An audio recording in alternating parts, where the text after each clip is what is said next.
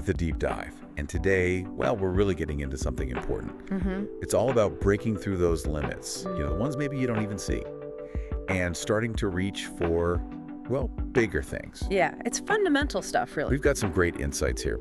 We'll look at figuring out what holds you back, how to set goals that actually excite you. And how to keep going when things get tricky. Exactly. The aim is pretty simple.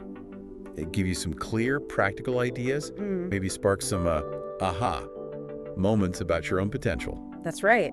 And this isn't just theory. We're talking practical shifts, things you can actually do. Right. In how you think, how you act, that can lead to real results in your life.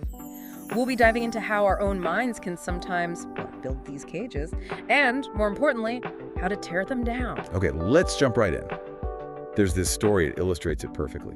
Think about a young elephant Okay. tied to just a small wooden post. Now, when it grows up, massive, super strong, could easily rip that post out. Yeah, no problem for a full-grown elephant. But it doesn't even try. Why do you reckon that is? That's such a powerful image, isn't it? It's all about those self-imposed limits. When the elephant was small, it learned, I can't break free from this post. That early experience, it just sticks. It becomes a belief. Even when reality changes completely. Exactly. Its strength grows massively, but that mental chain, it stays put. It's a classic example of how past experiences shape what we think is possible right now. And, it ties into things like confirmation bias, too. How so? Well, we tend to look for proof that backs up what we already believe. So if you believe you can't, you'll find reasons why you can't, making that belief even stronger. And that little post, for us humans, it can be so many things, can't it? Oh, absolutely. Fear of failing. Yeah. Those nagging self-doubts, old beliefs we've carried forever, maybe past hurts or disappointments, they all act like that post, keeping us sort of stuck.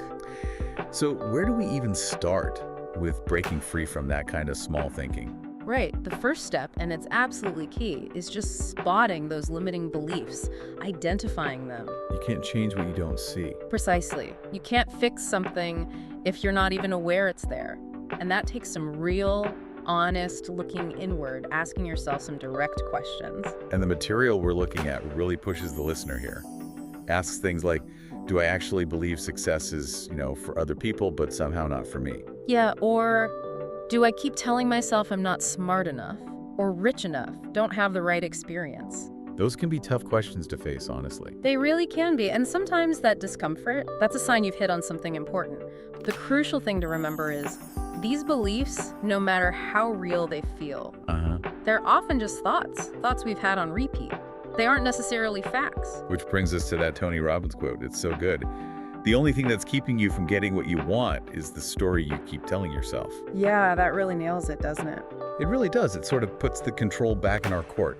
Suggests we can actually rewrite that inner script. Exactly. And there's a practical exercise suggested too. Taking a limiting belief, maybe something like, oh, I always mess things up. Right. And then consciously writing down the opposite. Like, okay, maybe I'm learning how to succeed. Or if it's, I'm too old for this, maybe try, it's never too late to start something new. It's like actively challenging it. Precisely. It's not about instant magic, but it's what our sources call mindset training. You're actively fighting those old stories, and importantly, you start looking for proof that the new story is true. It's not just saying nice things. Yeah, not just affirmations. Right. It's about digging into the assumptions behind the old belief and finding real reasons, real evidence to challenge why it's valid. Okay, so like actively trying to rewire how you think, one thought at a time. So we start identifying these beliefs. What's next? How do we move towards thinking bigger?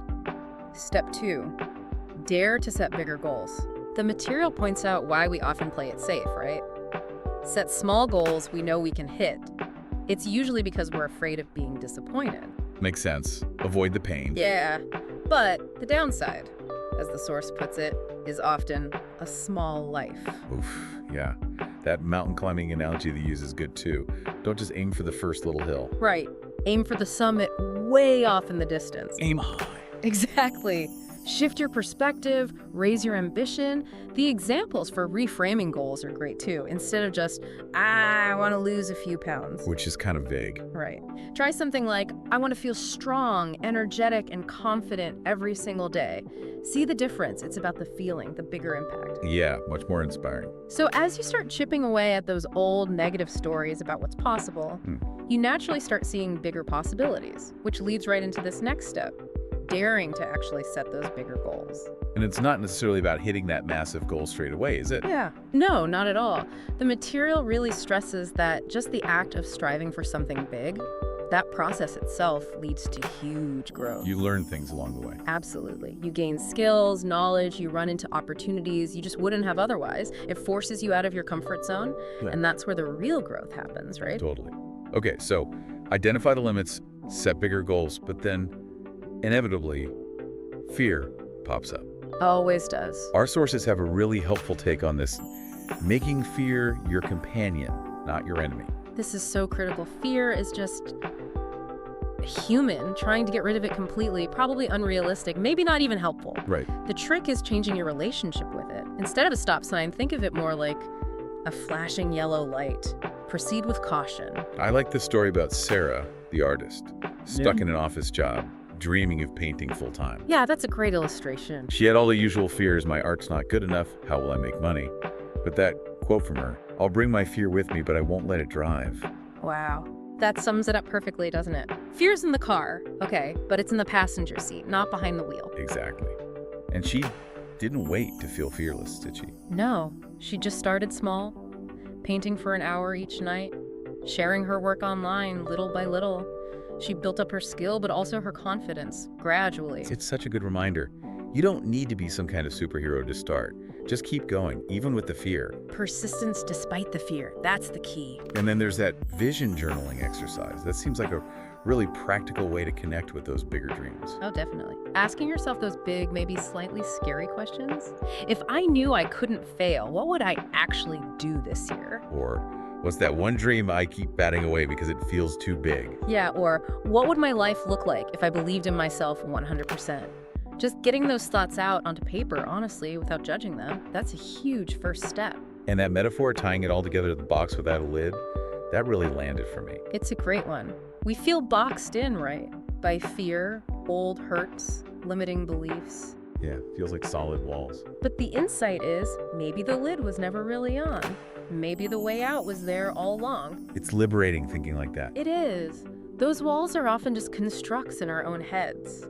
Built from past stuff, other people's opinions, our own inner critic. But when you start questioning them, taking small risks, setting those bolder goals, it's like you finally look up and realize, oh, no lid. You were never truly trapped. Okay, so wrapping up this first part, the key thing seemed to be challenge those limiting stories you tell yourself. Yep. Set goals that actually excite you, even if they're a bit scary. Take those first steps, even with the fear. Crucial.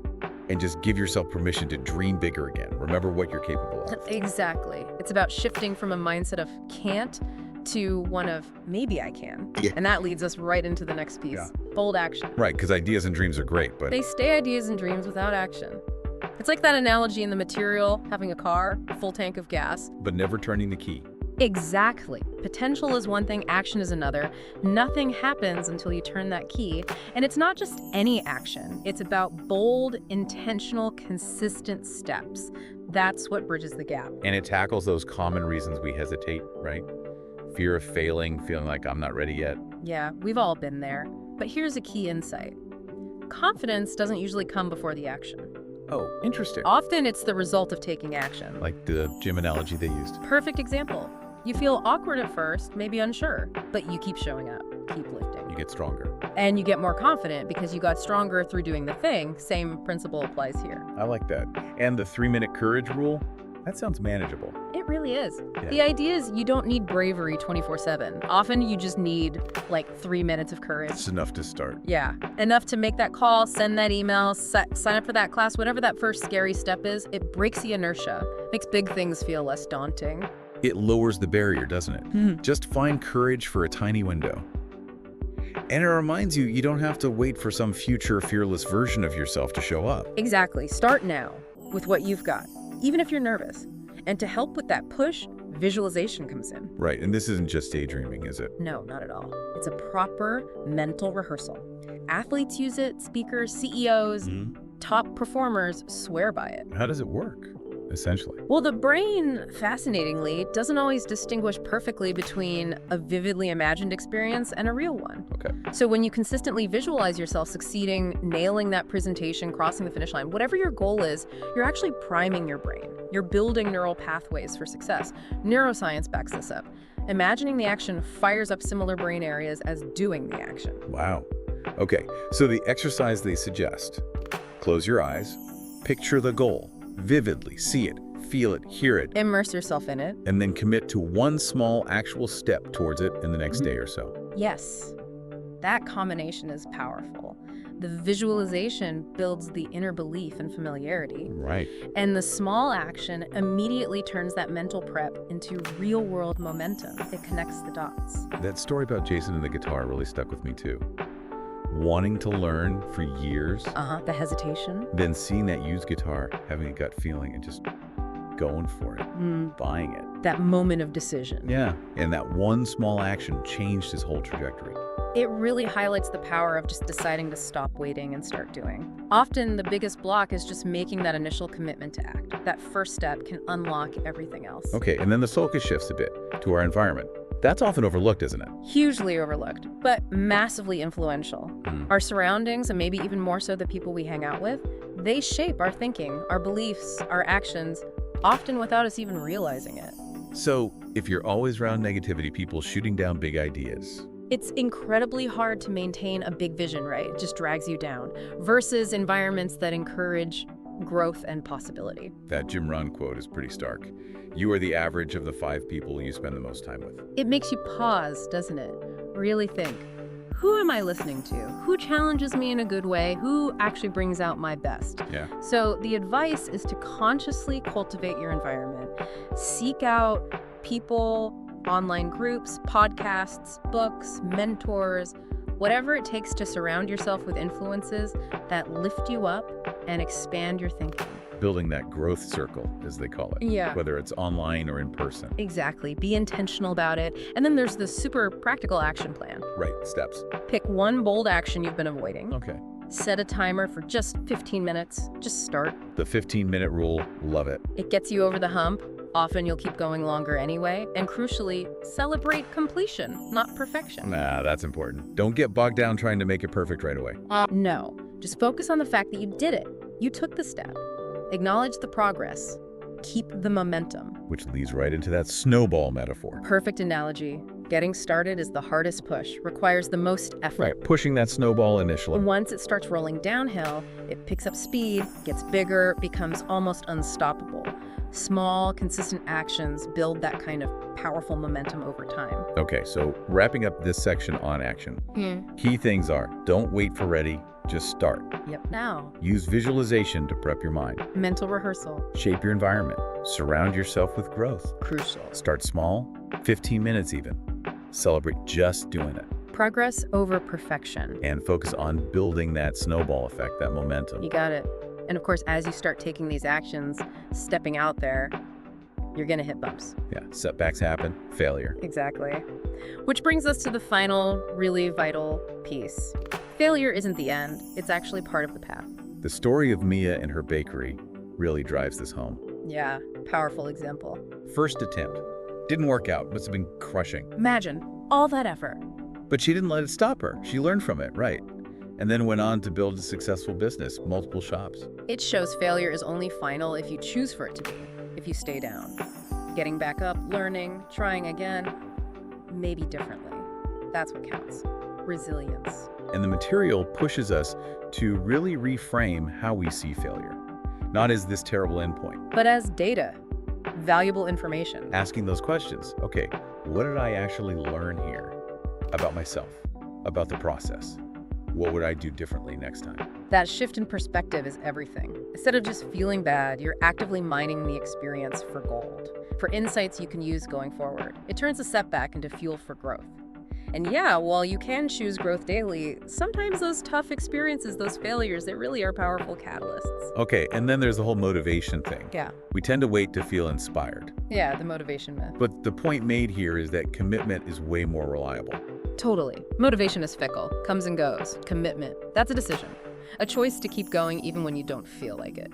So rely on habits, not just waiting for inspiration to strike. Exactly. Adopt that mindset. I rely on my habits, my systems, consistent small actions driven by commitment beat waiting for motivation every time. And what fuels that commitment when things get hard? Your why. That deep personal reason you're doing this in the first place. The purpose behind it all. Yes. Connecting with that. Who am I doing this for? What life am I trying to build? How will it feel when I get there? That's the anchor. That keeps you going through the storms. Make it visible. Remind yourself constantly. And celebrating the small wins. That seems simple but powerful. Hugely powerful. Acknowledging those little steps forward, no matter how tiny. It reinforces the positive behavior. It tells your brain, hey, this is working. Keep going. The idea of a wins journal is great. Just jotting down 3 small things each night? Yeah, like got out of bed on time, said no to something draining, tried that scary thing even though I was nervous. Your brain notices the effort. Effort leads to growth. Growth leads to change. It's a positive cycle. I love that. And the bamboo tree metaphor, too, that really sticks. Oh, the Chinese bamboo tree. Fantastic analogy. Spends years underground building roots. No visible growth. Seems like nothing's happening. And then suddenly, whoosh, shoots up incredibly fast. It's such a lesson in patience and trust, isn't it? You might be putting in the work day after day and not seeing immediate results. Yeah, it can feel discouraging. But keep watering those roots. Keep putting in the consistent effort. The growth is happening, even if it's unseen for a while. And when it breaks through, it's strong and significant because of that hidden foundation. Trust the process. Okay. And finally, some really practical tips to stay committed. Yeah, just some solid, actionable advice. Track your progress. Use a calendar, a tracker, whatever works. These are consistency. Limit distractions, protect your focus. Talk to someone you trust, get encouragement, accountability. Don't go it alone. Review weekly, see what worked, what didn't, plan ahead, and crucially, rest when you need to. Ah, yes. Rest isn't quitting. No, it's refueling. It's essential for sustainability. Prevents burnout. Okay, so the big takeaways from this last part. Failure is a teacher, not an end. Learn from it. Commitment beats motivation any day. Build habits. Celebrate small wins, they add up. Acknowledge progress. Find your why, that's your fuel. Deep purpose. And be like the bamboo tree, consistent effort leads to big growth, even if it takes time. Exactly. Build resilience, embrace challenges, understand setbacks are just part of the journey, often a necessary part. So, bringing this deep dive together, we've covered a lot of ground. Identifying those limiting beliefs. Checking those stories. Daring to set bigger, exciting goals. Aiming higher. Changing our relationship with fear, making it a passenger. Not the driver. The absolute necessity of taking bold, consistent action. Turning ideas into reality. And then reframing failure and staying committed through thick and thin. Learning, growing, persisting. And really underneath it all, it comes down to believing in your own potential, doesn't it? Absolutely.